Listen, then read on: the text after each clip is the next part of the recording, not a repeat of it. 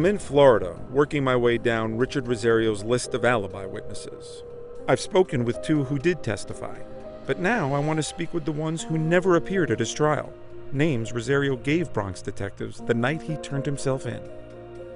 But there are also 3 other people who live close by, who I'm hoping can help me learn more about Richard Rosario, his family. All right, so we'll be there in about 30 minutes. Is that okay? It's a nice house. Hello. Good morning. Nice to meet you. Nice to meet you I'm too. Dan. Minerva. Hi. Minerva is Richard's wife. Yes, I did say wife. She's stood by him for 25 years, even though Richard has been behind bars for 20 of them. She works for an insurance company and has had to raise their 2 children, Amanda and Richard Jr., on her own. She and Richard met when they were teenagers. Actually, I was in a pizza shop and he walked in and he claimed me as his wife. What was your first reaction when you saw him? He wasn't my type. I was like, I can't believe that he just said that. How dare he? But he just has this charisma about him. And from that moment on, we were together. A year later, Amanda was born.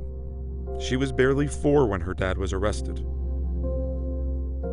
What was it like for you growing up? Everybody's dad is everywhere. Oh, it was horrible.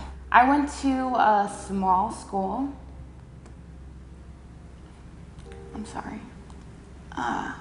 And we had father-daughter dances, and that wasn't fun. Not being able to go and not being able to tell people why you couldn't go. So it was hard. Amanda's brother, Richard Jr., was 2 when his father was sent away. He tells me a story that how as a young child, he would pretend his dad was a cartoon hero who fought crime. Like when I was a kid and stuff, I used to imagine my dad to be a Power Ranger because I didn't know what to think. I was just like, might as well just say he's the dude that I see on the TV screen that I think is cool. It really helped me a lot to just think that my dad was just out there fighting crime, basically. The irony of that is not lost on me, and hearing it is heartbreaking, especially if Rosario was wrongfully convicted, which is what his wife believes. And I'm like, that's impossible. You know, he was in Florida. I thought it was insane. At the time, she and Richard were living in New York, and she remembers wiring money to him in Florida. There's no question, you remember that? Oh yeah, definitely. I remember it because I was funding his fun here in Florida. And she says there's a specific reason why she remembers when she wired that money. I remember he received the funds and then he called me to tell me that he was going to go to the hospital because his friend's wife had the baby. Minerva's story about the birth of the baby matches up with what I heard yesterday from John Torres and his wife Janine. But of course, there's a million reasons why Rosario's wife would want to back up her husband. So what about all those other people on Rosario's list of witnesses? About a half hour away, I meet up with Margarita and Fernando Torres.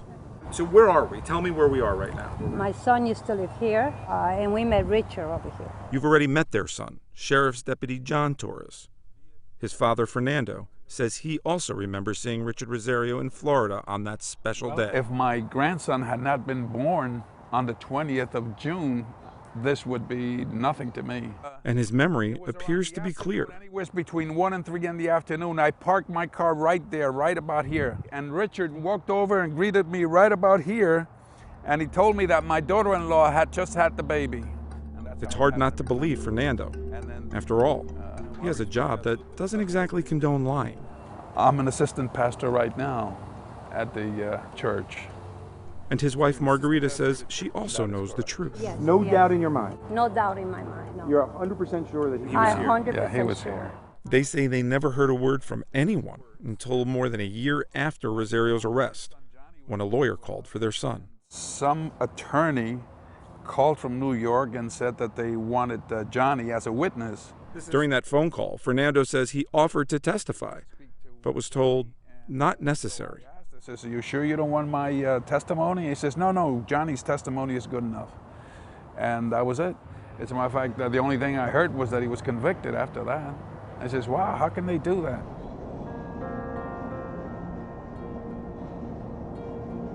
You know, I'm listening to these people and they sound like they're telling the truth.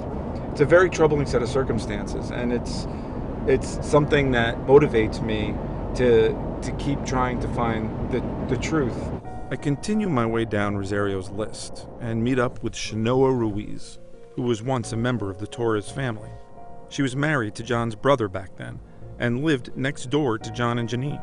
She says she saw Rosario in Florida the day the murder was happening in New York. So, do you have a very specific recollection? My sister-in-law at the time was giving birth, and Richard was there in the house when she was going into labor.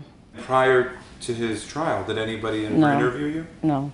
Have you thought about this a lot over the years? Yeah, I mean, that's crazy. His life, his kids, not able to see him. I always play devil's advocate with myself to try and find a reason to be skeptical of what a witness tells me. In this case, I'm thinking maybe because they're all in the same family that they're telling the same story. But then I meet this guy. My name is Michael Serrano. I'm a federal correctional officer. I've been doing that for about 10 years now. Michael Serrano is friends with John Torres, and like everyone else I've spoken with down here in Florida, this is what he says about Richard Rosario. He was staying in Johnny's house, and he was there celebrating the birth of Johnny's son. Okay, first a cop, then a pastor, now a federal corrections officer. This is starting to sound like a bad joke. But if what they're all saying about Richard Rosario is true, it's definitely not funny. There's no question in your mind that Rich Rosario was with you here in Florida? Yes, he was here in Florida. Yes, no doubt. Yes. You're 100% sure? 100% sure. When he was arrested, did you ever hear from anybody? Did anybody ever call you from the NYPD? Did a detective, did a lawyer ever call you and say, hey, was he down here? Negative. No. I'm confused and concerned about what I'm hearing, especially after speaking on the phone with two more names on Rosario's list, not related to the others, who insist he was in Florida. And the more people that we speak to, it becomes more troubling because every person only supports the last that we spoke to. As I head to the hotel for the night, everything I learned today is beginning to sink in. You know, you just look at this cumulative number of alibi witnesses. You know, if they're all mistaken together. Next right onto I-4 West. If those people are correct, there's no way that Richard Rosario could have committed this murder. I can't stop thinking about the facts of this case. I just spoke with 6 people who are certain Rosario is innocent, and it wasn't even hard to find them. So why didn't detectives or Rosario's own lawyers go to Florida and do what I just did? This is your handwriting, right? Right. Mm-hmm. Is that your handwriting? That's it. That's next on Conviction.